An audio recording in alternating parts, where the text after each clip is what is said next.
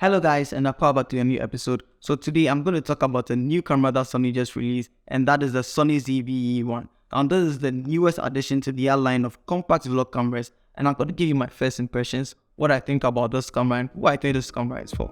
Let's go.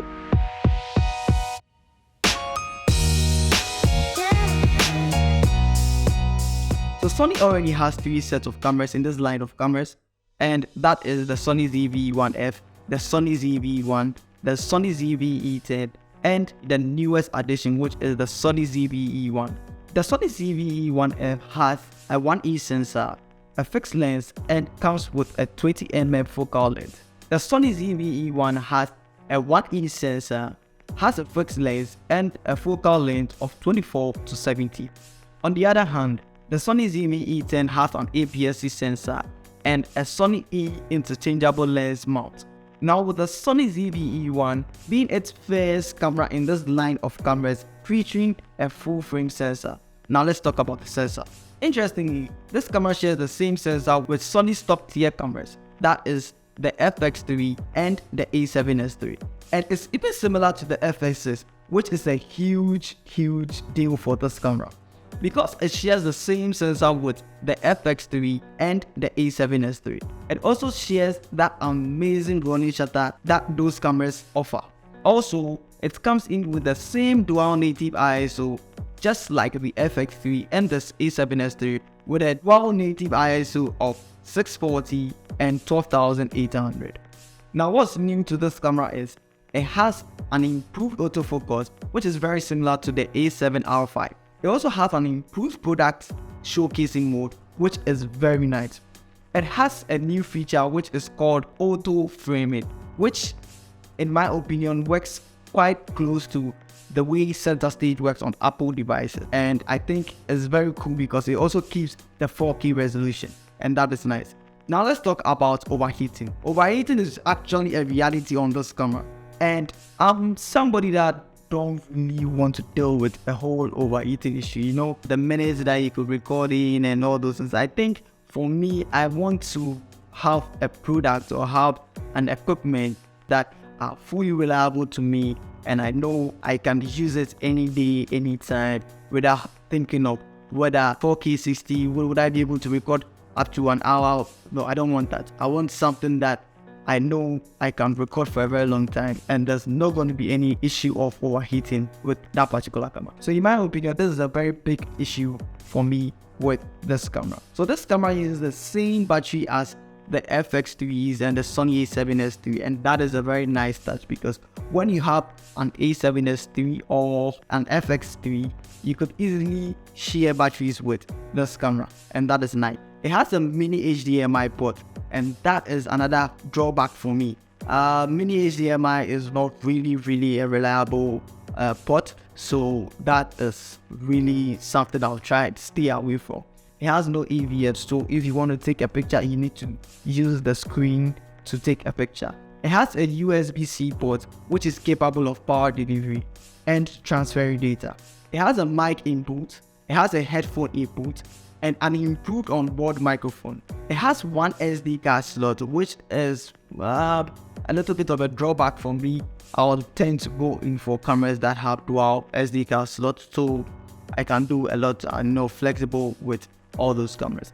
And it has a multi-interface hot shoe mount, which means it could use all those awesome Sony accessories that are compatible with this particular feature.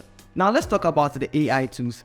This camera comes in with a lot of AI tools, a lot. But in my opinion, there are features that are very interesting, like on paper they are very interesting, but the question is, are you going to use those features every time? I don't think the AI features should be something that is going to draw you into buying this camera. If you think the AI tools are interesting and that is what is going to draw you to buy this camera, I think you should double think that, Now the next question is, who is this camera for? This camera is for people that already own the FX3, the A7S III, or the FX6, and they are looking to find a big camera, maybe like a backup camera. Maybe you are traveling, you have an FX3, you are traveling, or A7S III and you're traveling, and you probably need a backup camera in case something happens to your FX3. This camera has the same sensor with these cameras. You could easily mask shot and you're not going to lose any quality. So I think if you have an FX3 or an A7S III and maybe you want a backup camera that can still give you the same quality those cameras are giving you, I think this is going to be the best choice for you. Another group of people that I think this camera is for content creators that already shoot on the ZV-E1, the ZV-E10, and probably are looking for an upgrade. Now, the third people, or the third class of people that I think this camera is going to be cool for, are for people that need a flagship camera and wouldn't have a problem with all the overheating issues and the tiny HDMI ports and the single SD card slots. You know, for people that will probably want to have the same feel as the A7S III or the FX3, but are on the tight budget, and you know, they are probably not bothered by the overheating and the HDMI ports and all those things. I think this camera would be a very good and decent camera for these. Now let's talk about the price of this camera. This camera is $2,200, and in my opinion, looking at the ZV-E10 coming in at around $800 and this camera coming in at $2,200, for me, I don't think this is going to really sell, you know, for the kind of people this cameras are directed towards, that is the content creators. But I believe most content creators are mostly beginners, are just starting, you know, and for most of them, spending like $2,200 on a camera would be a very big investment for them. So I think that's where my mixed feelings. And then, you know, let's talk about the big cat in the room.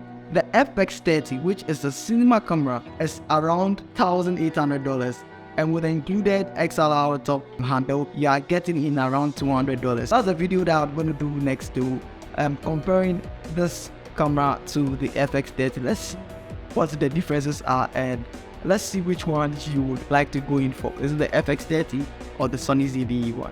Alright guys, so this is my first impression on this camera. This is what I think about this camera and who I think should get this camera. If you enjoyed today's video, please consider subscribing and put on your notification bell so you don't miss my future videos. Let's go.